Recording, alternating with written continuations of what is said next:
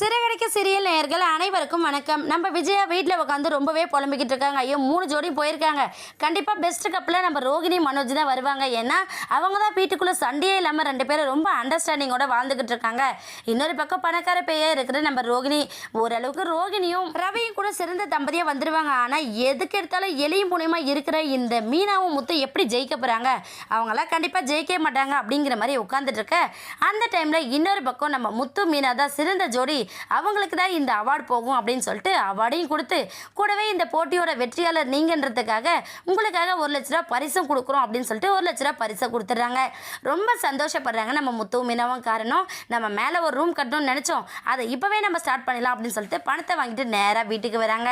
வீட்டில் நம்ம விஜயோட முகத்தில் கரிய பூசின விதமா, அப்பா நாங்கள் தான் போட்டியில் ஜெயிச்சிட்டோம், நானும் மீனாவும் தான் சிறந்த தம்பதி அப்படின்னு சொல்லிட்டு எல்லாரும் முன்னாடியே அறிவிச்சிட்டாங்க.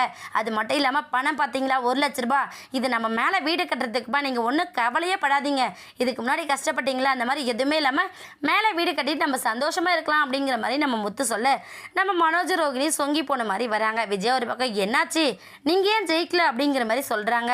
ஆனால் நம்ம மனோஜ் என்ன பண்ண, அம்மா அவங்க 2 பேரும் என்னவோ ஃபோர்ஜரி பண்ணி ஜெயிச்சிட்டாங்கம்மா அப்படிங்கிற மாதிரி நம்ம மனோஜ் கதை கட்டுறாங்க.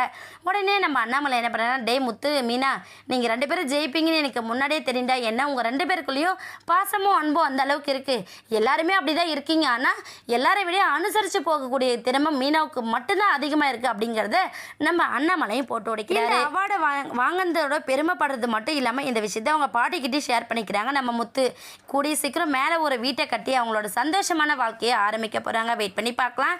இந்த வீடியோ உங்களுக்கு பிடிச்சிருந்தா மறக்காமல் நம்ம சேனலை சப்ஸ்கிரைப் பண்ணுங்கள். தேங்க்யூ.